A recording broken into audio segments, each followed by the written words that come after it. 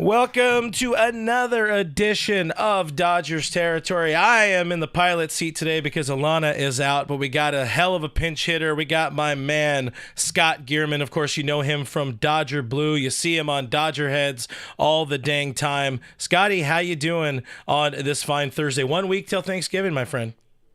Doing real well. It's that time of year. A lot of people call it the slow season, but for us, it never stops. Rumors are swirling. There's a lot going on. We're really transitioning into this period here where speculation, how much can we pull from that, and really projecting, how do we put it all together, buddy? Yeah, well, we put a lot together. It's going to be a jam-packed show, guys. If you can, please like the show. Please subscribe to the channel here on YouTube if you haven't already. We're trying to get to 6,000 subscribers. After that, maybe 4 billion. Whatever you can do, and also rate and review the show on all your podcast platforms. That really helps the show keep going, keep growing. But for now, let's get into the big ticket. Scotty, we got ourselves a Roki Sasaki sweepstakes update. Rob Manfred, commissioner of Major League Baseball, says yesterday that he will not be posted in this international free agency window, which changes the game a little bit for the Dodgers. Of course, we see Jorge Castillo here. I believe he's New York Times. I forgot where he's at now. Former Dodgers beat writer. But yeah, he's not expected to sign until after January 15th. How do you think this affects the team, affects the thinking? I mean, there's more to the Sasaki saga, but it just off the bat, how do you think this affects the thinking and where the offseason progresses for the Dodgers here and leading up to the winter meetings? So I think a move like this was, a lot of the chatter surrounding this was that Sasaki being posted prior to this, in this 2024 deadline didn't make sense from a financial standpoint. But I would say the way that it alters it for the Dodgers, I don't think much. Now it just gives them the ability to offer him more money and continue to, be in that playing field with the rest of the teams around Major League Baseball. Now they just have a deeper pool to get into. They'll be on the lower end, of course, of that pool, but they'll be able to offer him a contract now that's smack dab where I feel like it pays Sasaki adequately, but keeps them right in the hunt. It takes away the speculation of kind of anything else of offering him. Yeah, he just took the lowest of it.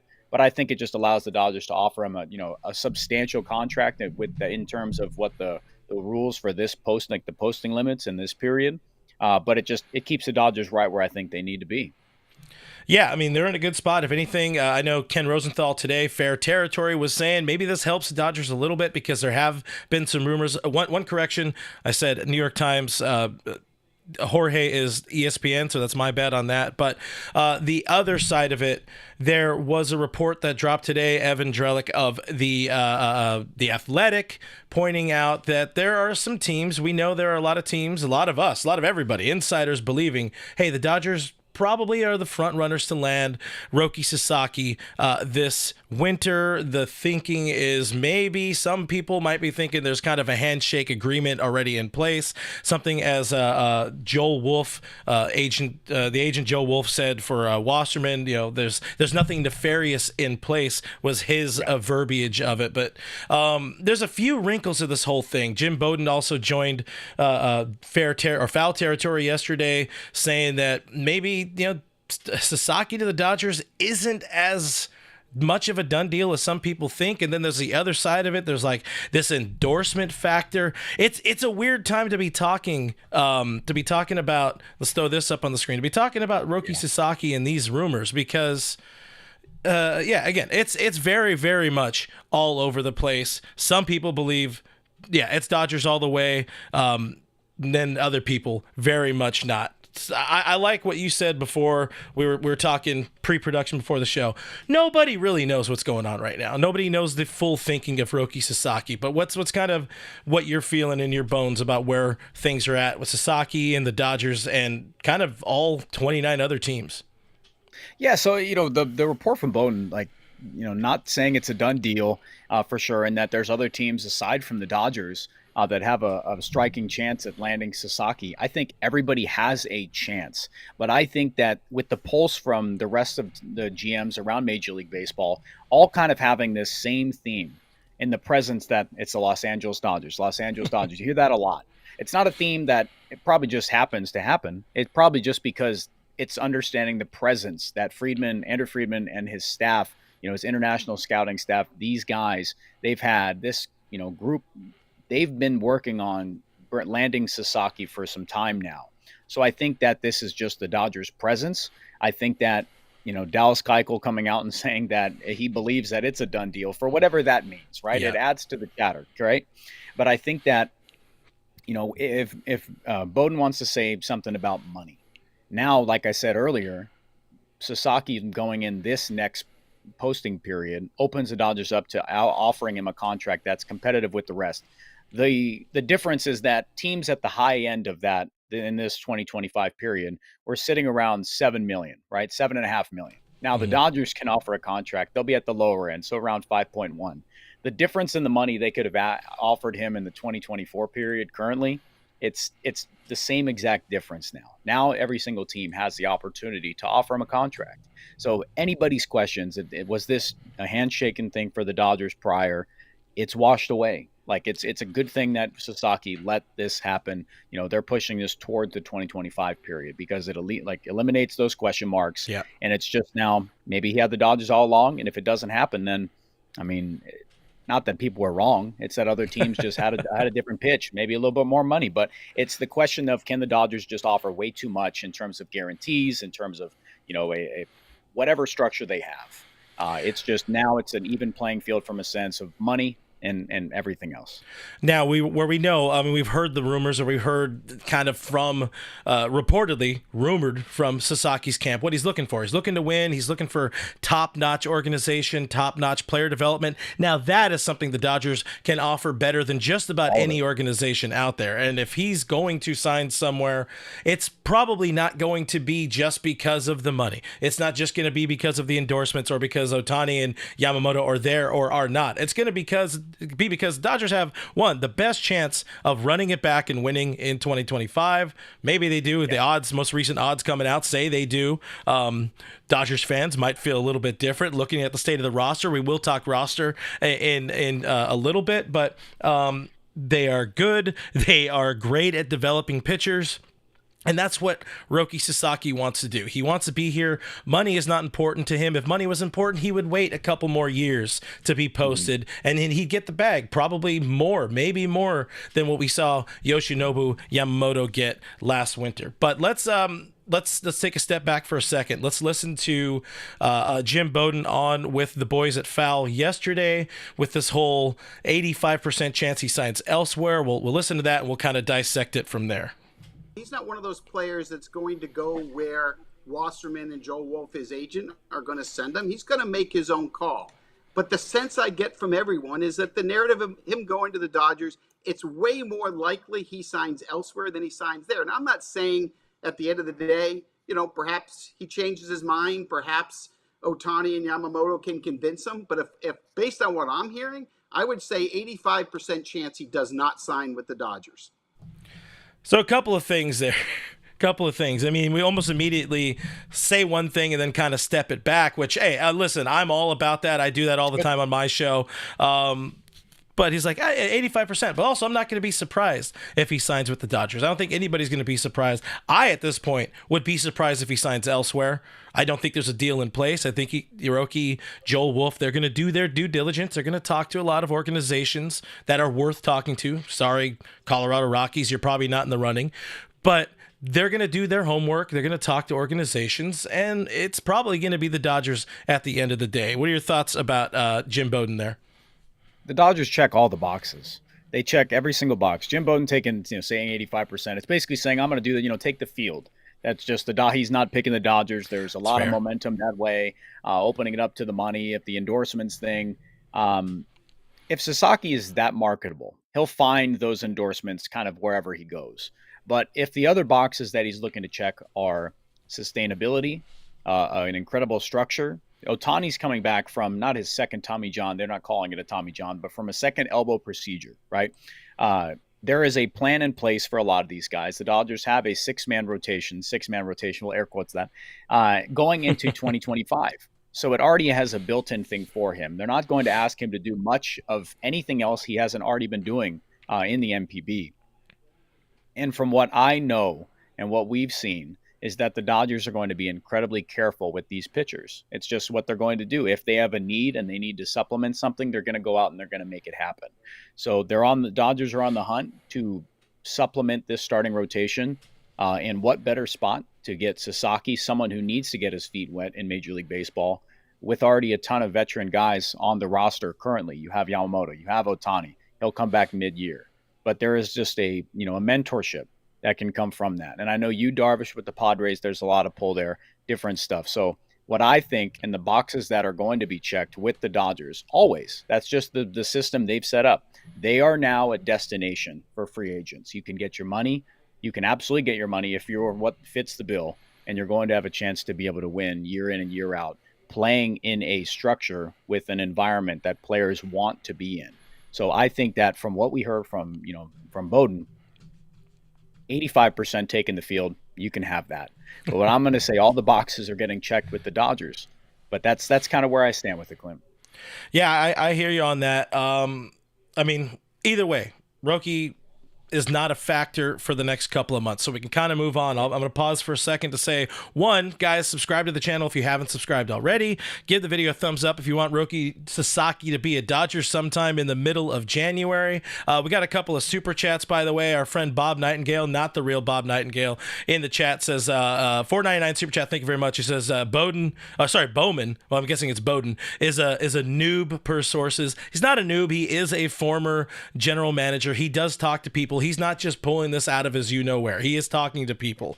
But it's a tough time of year, and he's got a lot of columns he's got to write. So I understand painfully well where Jim Bowden is working. And $1.99 from our friend Richard Flores saying, Scott is a Dodger pro, no kitchen for his backdrop. My co-host on my show, Kevin Skinner, catching some strays for the kids table in the kitchen. But let's spin forward a little bit. So we know Roki Sasaki, not a factor to be a Dodger, at least for the next couple of months. To me, I'm looking at the state of the Dodger starting rotation right now, and I am uncomfortable. I do not see a group of dudes that can run it back, because you really only have, you could say 4 healthy dudes, you could say 3 healthy dudes, you could say 2 healthy dudes, because Ohtani is not going to be ready for opening day because of his labrum surgery.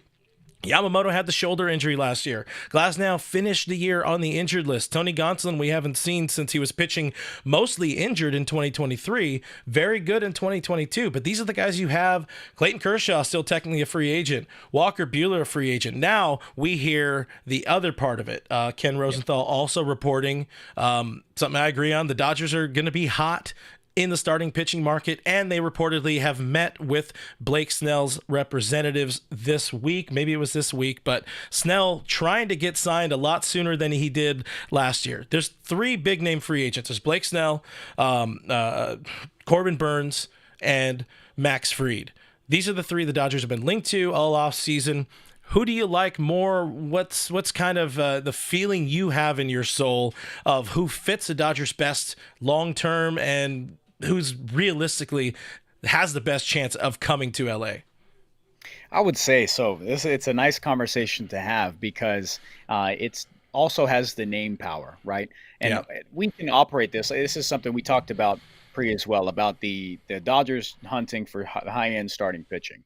And I think that with Corbin Burnes, he's going to provide you length. He's going to provide you bulk stuff. I know there's some concerns about the strikeout stuff coming down, but I think the Dodgers, pitching staff, Mark Pryor and the rest of the planning guys there, they have an ability to get the best out of these guys. But Corbin Burnes goes in, day out. He's making you 32 starts a year. He's going to be out there all the time.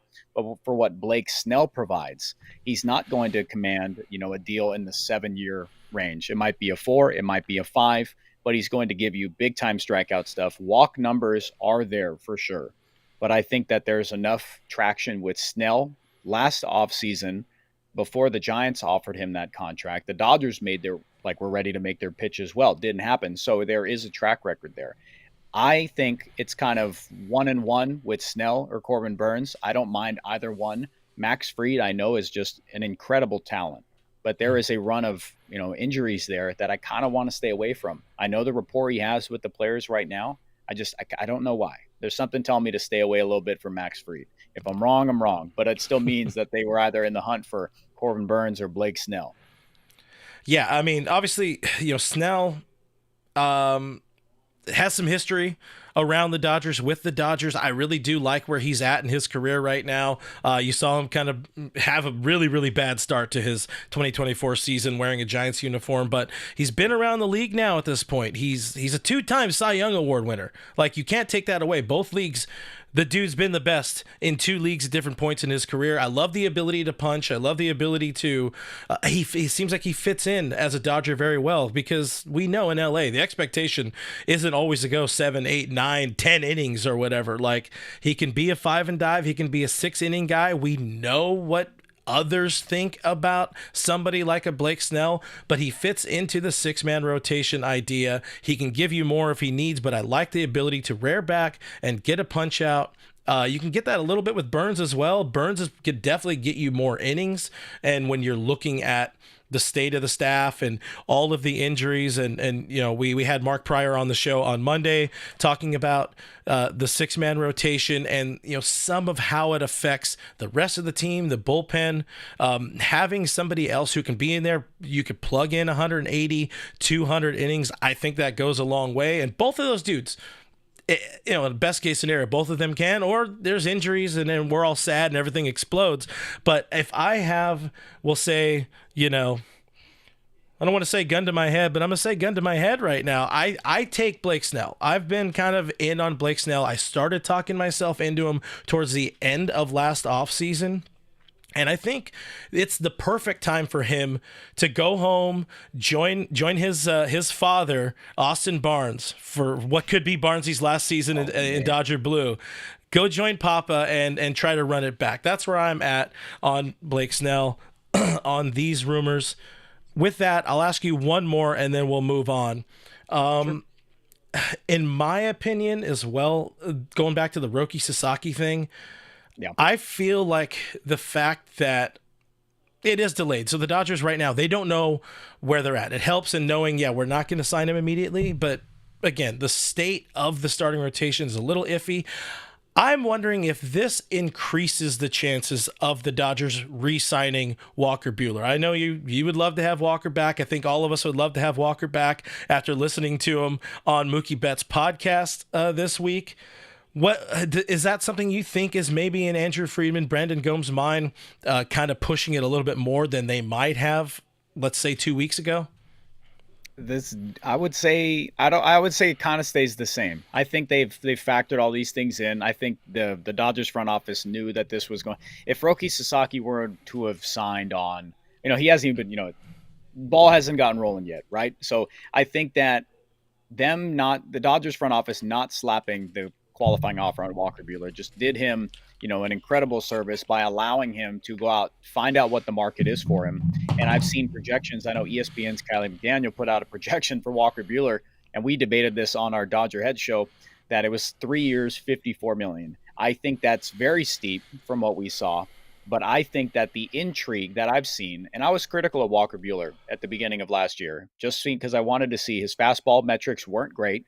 I was saying that he needs to lend more towards throwing his secondary stuff, and you got to see that a lot. When he was at his best, his cutter was working beautifully.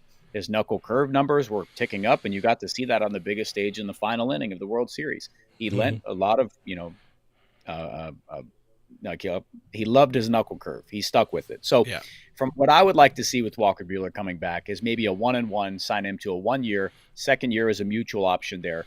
But I think that Walker Buehler, there's a lot left in the tank. And just like he said, Walker Buehler quoted, he said, I'm a problem now. He figured it out. Now. I'm a problem now. So he was heavily loaded on Bud Light, by the way. But yeah, I agree. He's a problem.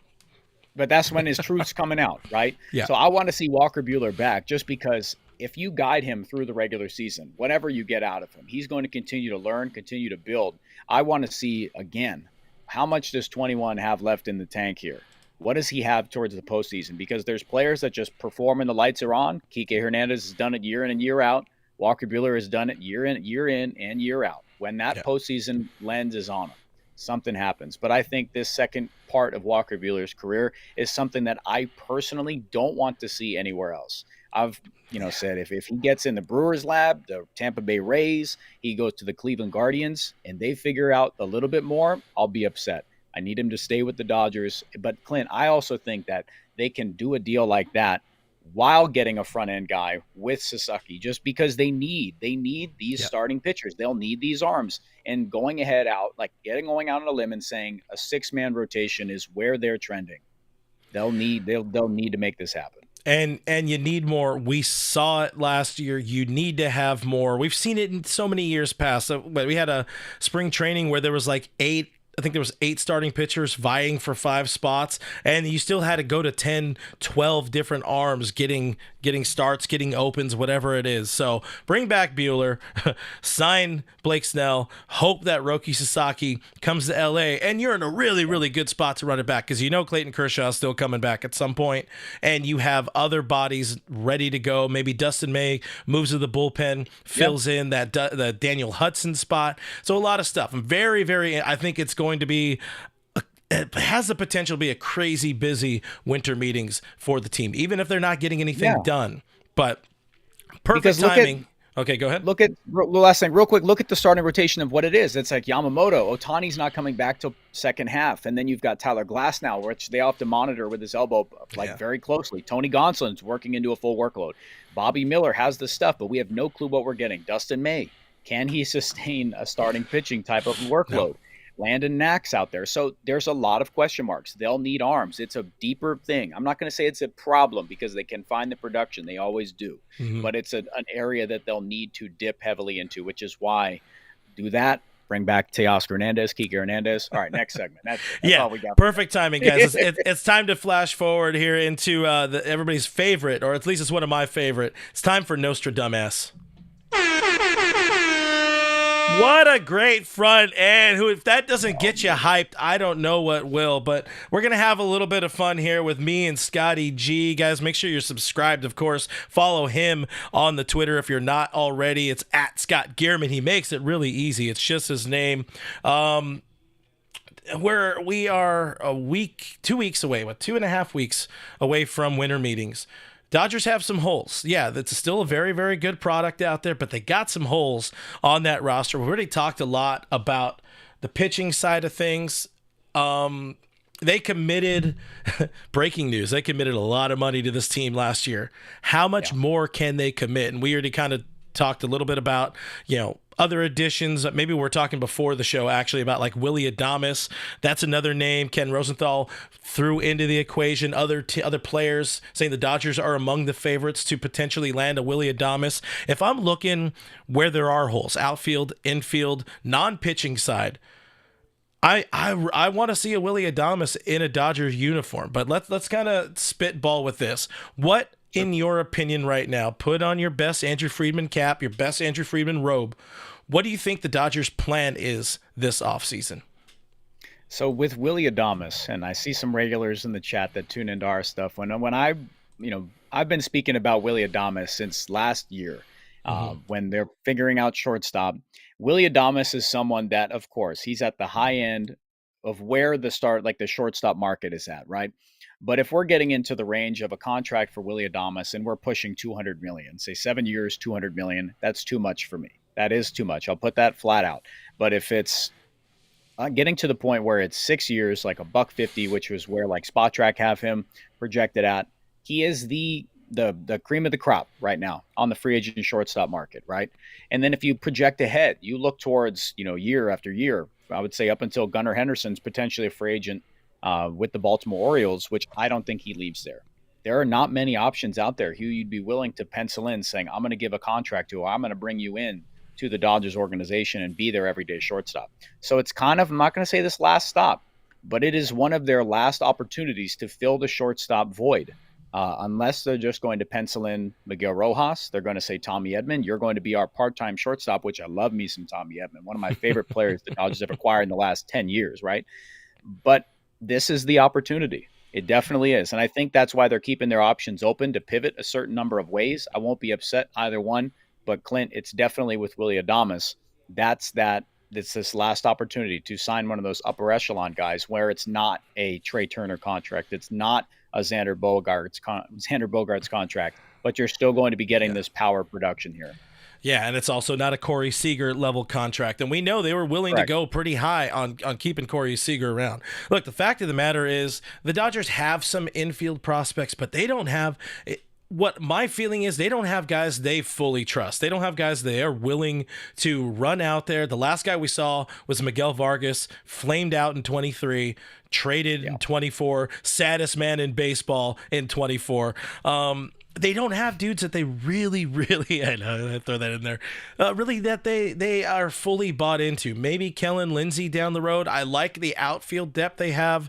If we are projecting forward, we're looking at Josue DePaula, maybe Zaire Hope. The other talent. kid, Kendall George, they have some speed, they have some talent. Whether they help at the major league level in a Dodger uniform or they help elsewhere in a trade, they have the outfield kind of covered. But when you look at the infield, this needs to be the offseason. That kind of, it doesn't just set you up for 2025. I think it sets you up for 3 years down the road, for 5 years down the road. And, you know, we talked a lot, our producer Sarah threw in the chat, like, are we interested in the Bo Bichette trade? I think Toronto is still keen on holding on to him, but maybe he's somebody that's available at the trade deadline. But I don't want to be in that situation that we found ourselves in a couple months ago, Scott, where we were worried. We knew how much help this team needed at the trade deadline and kind of got lucky taking a flyer on an injured player who hadn't even played in Tommy Edman. He goes into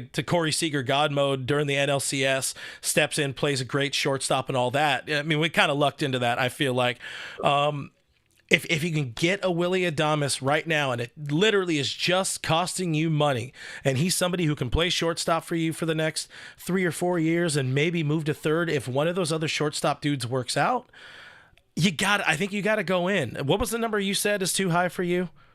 200. If it's that's pretty high. 200, it's too much. I understand what he's at, but it's the tier of hitter, or it's the caliber of hitter that like Teoscar Hernandez is, right? It's a lot of, you're going to get a lot of slug. You're going to get some whiff in there.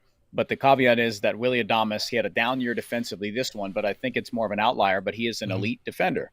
But I saw someone in chat say that, Brandon Gomes said that shortstop is not a priority for them. I think they can find the production in a couple different spots, but a lot of this depends on with Mookie Betts moving back to the infield. Yeah. It's a lot of that happened because I remember the second that was announced last year that Mookie was taking right field reps, it was just an immediate relief that it opened up the rest of the roster. And we remember that. We definitely do. That it was a huge deal. And I know if Mookie Betts moving back to the infield, now what do you do with Gavin Lux? Is he a rotational guy here? You need to find some outfield options. But again, I think that if they're comfortable with the platoon of Dalton Rushing and Andy Pajes in a corner outfield spot, then I'm okay with that. I really am. There's at one point, Clint, you've got to find out, like, if can these top prospects play? And I think that Dalton Rushing has the production to be able to do it. You bring back Teoscar Hernandez here and slots right in, then you're basically heading into 2025 with the offense that you felt comfortable, again, running into a season with, or the second part of a season, and eventually going on to win a World Series. So I don't think you have to do too much offensively. I think I'm convincing myself more about Willy Adames just because of not having a shortstop that's a mainstay, big-time guy makes me uncomfortable. But I think if they find the production elsewhere, I think we'll be okay. Yeah, for me, again, I'll throw this out there, and with all due respect to my All Dodgers co-host, producer Kevin, Mookie Betts is not going to be a shortstop. Even if throwing was his biggest issue, he's still not going to be a shortstop. And moving him here at this age, it's not the right move. Second base is great. Now, what does that mean for Gavin Lux? Gavin Lux's only value to this team is now going to be as a shortstop. So you work on it, you figure it out. If they don't sign Willy Adames, or like we'll have to hit this one quick because we are running out of time. But how comfortable are we if they at some point tell us during the winter meetings, like, Gavin Lux could be our shortstop? And then we know we have ripcords. We know we have Miguel Rojas. We know we have Tommy Edman around, which makes me feel better about doing the Lux experiment again. I mean, we've seen him be an elite bat when he's right, when he's healthy, when he talks to Uncle Augie. But if you hear that, what's your stomach doing if you hear Gavin Lux is going to get a chance to be the starting shortstop again? Churning. Yeah. And this is churning. This is why. Fourth plate of Thanksgiving meal churning, Clint. And this is why I believe if you can go out and get Willy Adames, you got to go out and get Willy Adames. But guys, we should move on. There's a lot of conversation to be had about this. We got all offseason to be talking about it. Yeah. But what we want to do right now is go to Last Licks.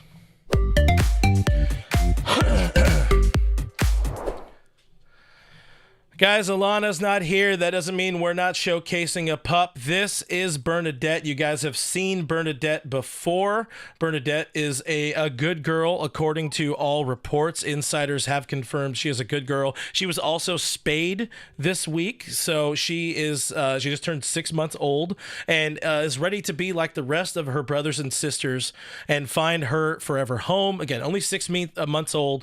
She's leashed, potty trained, she's vaccinated, chipped, and ready for adoption. Reach out to guidrysguardian.org for more information. Send Alanna a DM. I'm sure she would love that. If the people are slipping into her DMs, she definitely would love it if it is to get a doggo a home. But that is Bernadette, and she looks like a very, very good girl. Quickly, we're pretty low on time. I'm just gonna do this. Let's talk for a minute about how good Mookie Betts' podcast was, and one factor in there where they all agreed San Diego was the best team this team faced in the playoffs. San Diego's still pretty good. They have some missing pieces, but the Dodgers got to get better. That's all I'm gonna throw to you. Run with that. I left you very little to work with. Run with that. Dodgers got to get better than the Padres. I called this in, getting out of the division series round on our shows. First off, the podcast was incredible. I loved it. Mookie Betts is amazing at it. Everybody can weep. Mookie Betts is doing his thing. It's incredible. I love that the players are standing with him on that. But from what we said, we all could see that the Padres had the most complete roster going into that postseason. Their deadline moves for AJ Preller were cherry on top type of moves. Those are the moves that if you go on to win a World Series, you say you did a hell of a job, Preller. Like, those are the moves that they needed. They did it. They accomplished it, but they didn't. The Dodgers knew that the Padres were a force. It's just they went into an incredible cold streak. The Dodgers game plan and prepare and execute second to none, better than anybody. So they all agreed that once they got through that, Max Muncy even said it himself. He's like, it's not that we, let up. It's that we could take a breath, that they got past what they saw was the best team in the playoffs. And I loved it. That's the biggest thing I took away. Yeah, I mean, it was so good. If you guys haven't seen it, check it out. Usually we don't promote a whole lot of other people's stuff, but do check that out from Bleacher Report. I heard, because I have a friend who works at BR, and Mookie shot all of that himself. He did all the audio himself and just gave it to Bleacher Report. If you guys heard like how balanced that audio was, shout out to the people, the audio engineers who had to edit that. The audio editing team did a phenomenal job working with that, working with Walker Buehler having no voice left. Great stuff. Very, very recommended if you are a Dodger fan. Also, if you're a Dodger fan, I recommend tuning into this guy tonight. He'll be live. You guys are live at 8 o'clock on Dodger Blue? We'll be right around there. Right around 8 o'clock tonight. I'm not going to be live on All Dodgers tonight, so tune in to my guy, Scotty Geirman, and, of course, Blake Williams, the managing editor over at Dodger Blue. But thanks for pinch hitting, my dude. We appreciate you in here. The chat always loves it when you join us, and yeah, I mean, that's pretty much about it, guys. Subscribe to Dodgers Territory. If I'm hawking everybody else, should probably also hawk Dodgers Territory. Subscribe to us. Give the video a thumbs up if you enjoyed it. Follow the boys at Foul Territory. Alanna will be back on Monday, and we'll be having some fun. So until then, we'll see you on the next one of these. Okay, bye.